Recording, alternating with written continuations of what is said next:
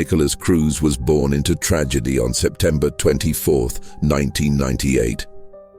Within months, his world was upended when his birth mother died of depression, leaving him and his twin brother in the care of their grandmother. As a toddler, he experienced loss before he could form lasting memories, an early void that would echo throughout his life.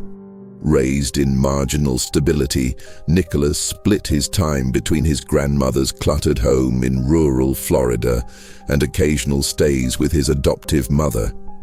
School photos from first grade show a smiling boy with wide eyes, but teachers noted his quiet isolation even then. He rarely raised his hand, preferring to linger at the back of the classroom. By middle school, Cruz's behavior began to shift. He was described as polite but distant, a wallflower who watched others play without joining. He excelled academically at times, achieving A's in reading but displayed bursts of anger when corrected. In one incident, a frustrated classmate pushed him, and he responded with a shove powerful enough to knock the student off his feet. School counselors intervened, attributing it to stress, yet no further action was taken. Outside the classroom, his social circle narrowed. By 8th grade, he had few friends. Video clips show him roaming hallways alone, headphones on, face expressionless. His adoptive mother recounted nights spent wandering her home, unable to sleep, his soft sobs echoing through the halls. She sought help from mental health professionals, but limited resources and his reluctance to engage hindered progress. At age 15, Nikolas faced a legal tremor. A family conflict escalated into an assault on his brother, resulting in a juvenile petition. The court mandated counseling, but records reveal sporadic attendance. Each missed session deepened his resentment toward authority, fracturing trust in adults who sought to help. By 2016, the void inside him had grown into a chasm. His grandmother's health declined, and Cruz filled the house with guns and ammunition, a hobby, he insisted, fueled by fascination with military history. Yet private writings uncovered after the tragedy paint a darker picture. Entries hinting at rage, at getting back, at those who ignored him, and at fantasizing over taking control in violent ways. Understanding Cruz's troubled beginning doesn't excuse his atrocities, but it illuminates how early loss, social isolation, and unmet mental health needs can seed desperation. In the formative years of his life, the foundations of tragedy were laid. Foundations that would support a chilling act of violence years later. Beneath Nikolas Cruz's quiet exterior, a series of silent warning signs flickered. Small behaviors that, viewed in isolation, seemed inconsequential, but together formed a pattern of escalating distress. To understand how tragedy remained unseen, we must trace these red flags from their first appearance to the days before the attack. In middle school, teachers noticed Cruz's tendency to withdraw during group activities. While other students chatted excitedly, he hovered at the periphery, head down, eyes unfocused. Counselors recorded episodes of dissociation, times when he stared blankly at the blackboard for minutes, unresponsive even when prompted by name. These moments of emotional detachment foreshadowed his growing disconnection from social norms. By high school, his notebooks held more than math problems. Marginalia revealed sketches of weapons, guns, knives, silhouettes of armed figures, detailed enough to suggest fascination beyond casual interest. In one journal, he labeled crosshairs over classmates' faces, accompanied by a jotted note, "They'll pay attention soon." School psychologists later cited this as a classic indicator of ideation, yet without direct threats. The warnings were downplayed. Social media provided another lens. Cruz's Instagram and YouTube comments grew increasingly dark. Early posts featured patriotic memes and historical references. Over time, he shared images of mass shootings, accompanied by comments like, "There's a certain power in it," or "They never saw it coming." While some followers dismissed him as morbidly curious, these posts mapped a cognitive shift from passive observer to active admirer of violence.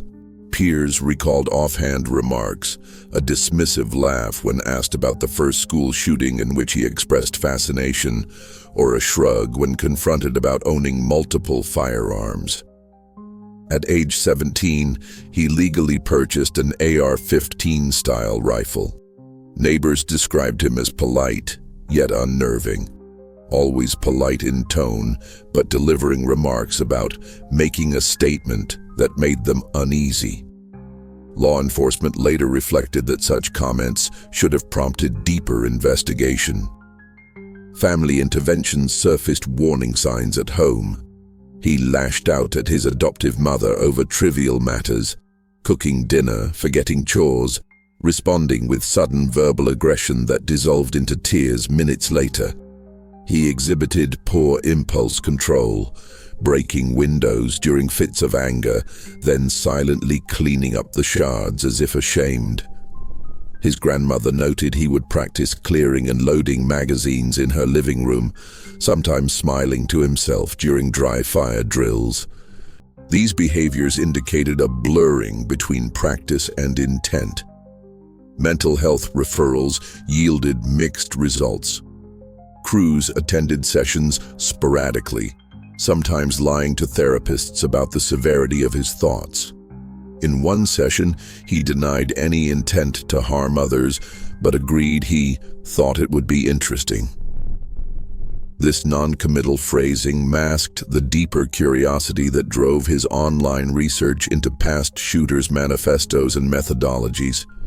Psychologists noted the difference between actual self-harm ideation and externalized aggression planning, yet records remained confidential and unshared with school authorities. In the month before February 14, 2018, his behavior crescendoed. He began skipping classes, roaming campus hallways alone for hours. He tagged a friend in a threatening TikTok video, an eerie montage of gunfire sound effects over a hallway scene. The friend reported the video to administrators, but without direct threats or specific targets, it was dismissed as tasteless humor. On Valentine's Day, he posted a final cryptic message: "Today is the day." Paired with an image of a clock striking 2:17, it hinted at timing rather than message. To an untrained eye, it looked like a symbolic musing. But when the shooting began at 2:17 p.m., the months of silent warning signs coalesced into a horrific crescendo. These warnings, withdrawal, violent imagery, offhand comments, poor impulse control, cryptic social posts, illuminate how Cruz's descent remained largely invisible until it was too late. Each sign, if connected, offered an opportunity for intervention. As viewers of deep crime files, we must learn to see beyond the surface, to recognize that silent alarms can ring loudly if we only listen.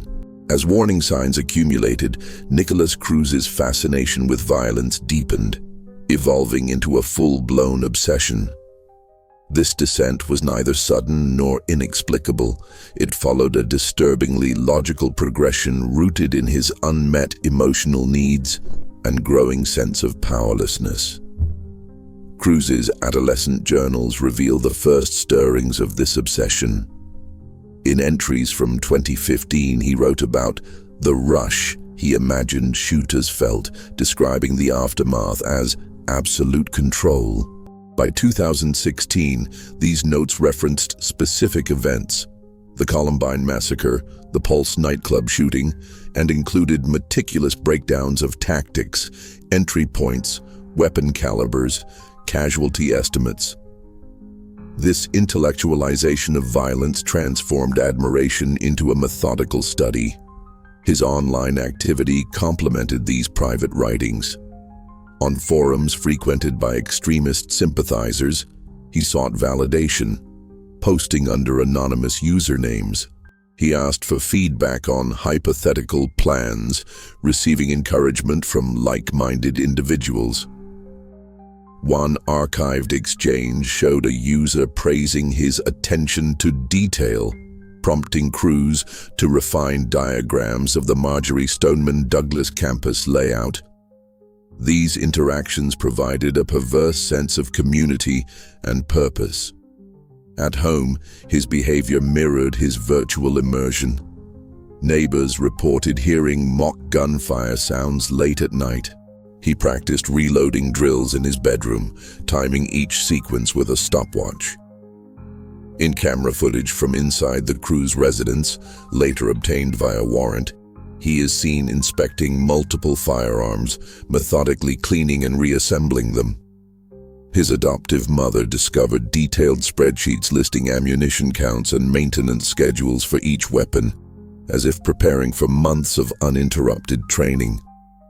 Social isolation amplified this obsession. Friends drifted away, alarmed by his dark humor and cryptic remarks.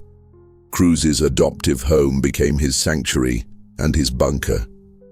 He retreated into a cycle of research and rehearsal, his identity narrowing to that of a future perpetrator.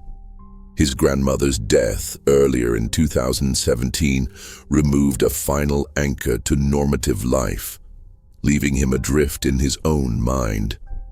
In the weeks before the attack, Cruz's patterns intensified. He began carrying a loaded backpack everywhere. He tested the weight distribution, walking campus grounds at night to sit in classrooms and hallways, visualizing entry and escape paths. He recorded practice videos, footage of him aiming a rifle at an indistinct target, later deleted but recovered by investigators. These tapes demonstrated his escalating boldness and comfort with the instruments of violence. Perhaps the most telling sign was his final letter to a friend, written days before February 14, 2018. "I can't keep pretending nothing's wrong. I'm tired of crying myself to sleep." This admission of emotional torment, juxtaposed with his methodical preparations, encapsulates the duality of his obsession. A wounded soul seeking solace in the ultimate assertion of power. This descent into obsession underscores a critical lesson. When fascination crosses into planning, intervention must follow. The line between dark curiosity and destructive intent is fragile, but with awareness of these progressive stages, we may prevent future tragedies. In the weeks leading up to February 14, 2018, Nikolas Cruz transitioned from secret rehearsals to concrete planning, transforming his obsession into a coordinated assault. Each step in this phase reveals how meticulously he prepared for what would become one of America's deadliest school shootings. Cruz began by selecting his primary target location, Building 12 of Marjory Stoneman Douglas High School.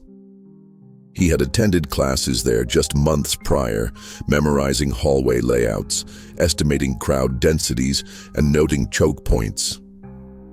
In journal entries dated January 23rd, he sketched floor plans annotated with entry and exit routes, marking doors with arrows and potential ambush spots in red. Simultaneously, Cruz engaged in logistical preparations.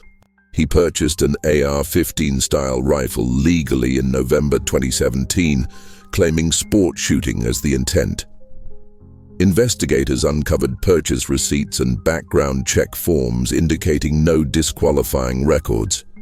He stored the rifle and over 150 rounds of ammunition in a lockbox, though poorly secured, revealing both foresight and underestimation of scrutiny. Next, he orchestrated transportation. Cruz modified his mother's Ford Explorer, removing back seats to accommodate supplies and weapons, lining the floor with blankets to muffle gear noise. Evidence photos show the vehicle loaded with duffel bags containing food, water, and extra magazines, suggesting he expected a prolonged confrontation or escape. He also tested his plan in miniature drills. Security footage from a nearby park captured Cruz sprinting along trails to gauge sprint speed while carrying a weighted backpack. He timed door-opening mechanics in his own room to approximate how quickly he could breach classroom doors. These dry runs underscored his strategic focus: minimize response time, maximize chaos. In parallel, Cruz communicated with online contacts. A recovered direct message from January 30 reads, "I've got it all set. No one will hear me coming." This message, later used in prosecution, highlighted his awareness of the shock and awe nature of his approach. He also researched law enforcement response times, analyzing news reports to predict how long he could operate before police arrived. Crucially, despite these elaborate efforts, warning systems failed. School staff missed signs of tampering with campus locks, and law enforcement did not follow up on acquaintances' reports of Cruz's threatening behavior. His mother's decision to store guns unlocked within his reach exemplified lapses in home safety protocols. Ultimately, Cruz executed his plan on Valentine's Day, striking at 2:19 p.m., just minutes after classes ended and students gathered in hallways. His preparation paid off. He moved through the crowd swiftly, his rifle trained, his intentions clear. The planning phase, rooted in methodical rehearsal and strategic research, transformed a troubled youth's fantasies into an act of mass violence. Analyzing this blueprint of terror reveals critical preventive insights. Background checks must account for behavioral flags. Firearm storage protocols demand stricter enforcement, and communal vigilance is paramount. When planning crosses from mind to action, only integrated systems of awareness can intercept the path to tragedy. February 14, 2018 began like any other Valentine's Day at Marjorie Stoneman Douglas High School. Hallways brimming with students exchanging cards, laughter echoing through classrooms. Yet beneath that veneer of normalcy, Nikolas Cruz moved with sinister intent, blending into the routine until the moment he struck. At 2:19 p.m., Cruz parked in the student lot, retrieved his rifle, and slipped inside Building 12. Security footage shows him hesitating at the threshold, shoulders squared, breath steady, before stepping into the corridor. His first shots rang out near classroom 1205, where students had gathered for a trigonometry review. Panic erupted instantly. Desks toppled, screams pierced the air, and students scattered.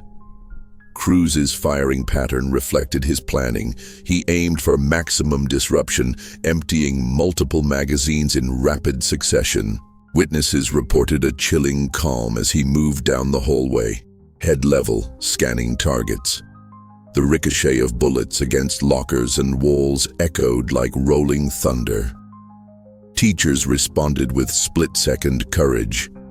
One veteran math instructor, hearing the commotion, threw a desk against the door of her classroom, barricading her students inside. Her decisive action saved dozens of lives, showcasing the impact of present-minded resistance. Meanwhile, Cruz reached the cafeteria entrance. The wide-open space offered ample visibility. He paused, scanning the room, before continuing his barrage. Videos captured the stunned disbelief on faces as chairs toppled. Yet within seconds, trained officers, some on campus for safety drills, converged. The timed response, just under 5 minutes, forced Cruz to retreat toward the auditorium. Inside, he encountered locked doors and intense resistance. Overwhelmed by approaching law enforcement and overwhelmed tactics, Cruz fled the building, discarding his rifle and backpack.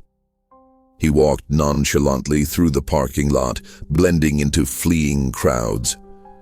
Within minutes, he was apprehended by a resource officer, ending his 6-minute rampage. In those chaotic moments, split-second choices shaped outcomes. The barricaded classrooms, the trainee officers' swift action, and the school's active shooter drills all mitigated casualties. Yet the toll remained devastating. 17 lives lost, hundreds scarred. The day of the attack underscores how preparation meets response. Meticulous planning collided with courageous resistance. It teaches that while perpetrators can hone lethal tactics, community readiness through training, vigilance, and decisive action can stem the tide of violence. In the minutes and hours following the shooting, the community of Parkland, Florida, faced a maelstrom of grief, confusion, and resilience. The immediate aftermath revealed both the raw human toll and the systemic responses that followed. First responders arrived within 4 minutes, a response time considered exemplary, triaging the wounded and securing the scene. Medics worked swiftly in makeshift triage zones set up in the courtyard, their calm efficiency saving lives. Parents flooded the campus, searching frantically for missing children. Reunion scenes unfolded in tearful embraces, each one a stark testament to survival against odds. Concurrently, law enforcement launched a manhunt. Utilizing eyewitness accounts, security footage, and Cruz's discarded backpack, they identified and arrested him within moments of the first 911 calls. That rapid apprehension prevented further violence and allowed investigators to shift focus to medical aid. Media descended on Parkland, broadcasting live images of ambulances and distraught families. The flood of coverage, spanning CNN to local radio, amplified trauma but also galvanized support.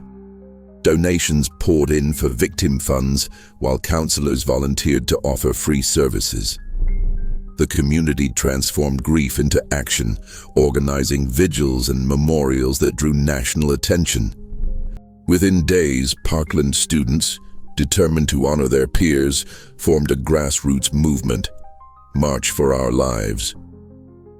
What began as whispered conversations in classrooms exploded into nationwide rallies, demanding gun control reforms. Their impassioned speeches, fueled by first-hand experience, reignited the national debate on violence prevention. Educational institutions re-evaluated safety protocols.